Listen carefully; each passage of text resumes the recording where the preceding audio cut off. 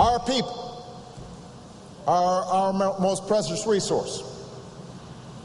We're reminded of this again with today's helicopter crashes in Afghanistan. 14 Americans gave their lives, and our prayers are with these service members, their civilian colleagues, and the families who love them. That was President Obama speaking today at the Naval Air Station in Jacksonville, Florida.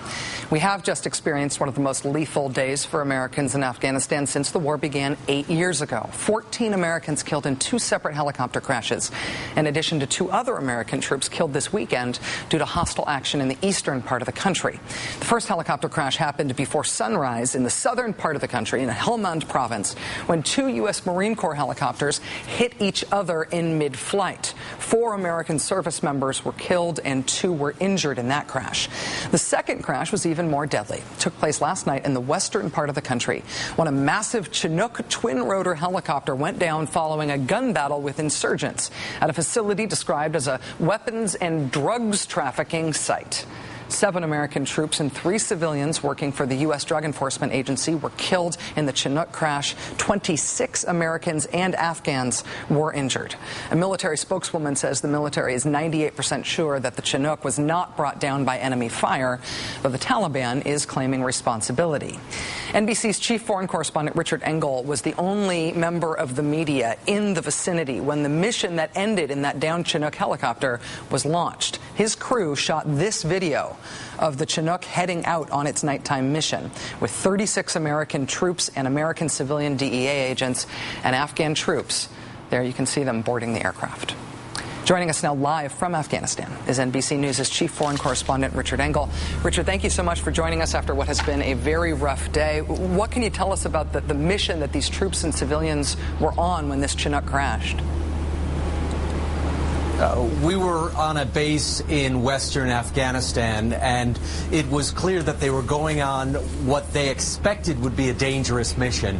And the reason I say this is we spoke to the commanders before they went out onto this mission. They were pushing into an area, again, in western Afghanistan, where U.S. troops hadn't been for a very long time. So they didn't know exactly what they were going to expect. They thought they would likely get into some sort of gunfight.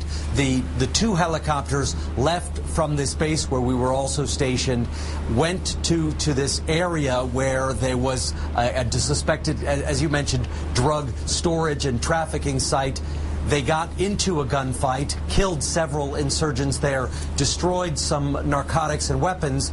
They considered this to be a successful mission, and then as the U.S. Afghan troops and some of the government civilians were leaving the area, one of those 2 helicopters crashed, and they're not exactly sure why it crashed, but there were quite a few people on board, and almost all of them were either killed or injured, so it was a very serious incident. And the military has asked us not to get into too many specific details about the unit that were involved or the exact location, because the notification process telling the families that their loved ones are not coming back from Afghanistan is now currently underway.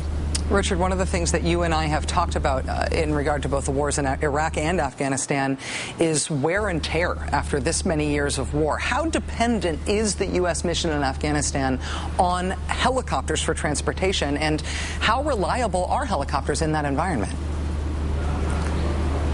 They are still considered the safest way and the fastest way and the quietest way to travel. The reason they go in with helicopters on air assaults like this is that they can arrive quickly at the target and hopefully get there before the militants know that their objective is compromised.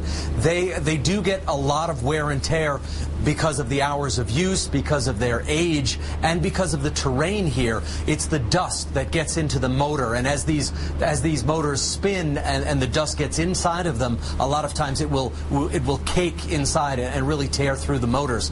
They do go through quite a bit of maintenance, and we know that these helicopters had very recently been maintained, which is the norm. The reason I say that is we were supposed to be on this mission, and instead of 2 helicopters, there was supposed to be a 3rd helicopter. That helicopter didn't arrive for a variety of reasons, so we weren't able to go. But the two helicopters that did leave had recently been maintained, and they wouldn't have left and taken off on this mission if the crew felt they weren't flight ready. Just reinforcing the dangers that you're going through in order to be able to bring us the story. Richard, we know that 3 Drug Enforcement Agency civilians were killed in this crash, and it has been described, the site that they were targeting has been described, as you said, as both weapons and drug trafficking related. Are U.S. troops doing a lot of anti-drug operations? How does that fit into the overall military mission?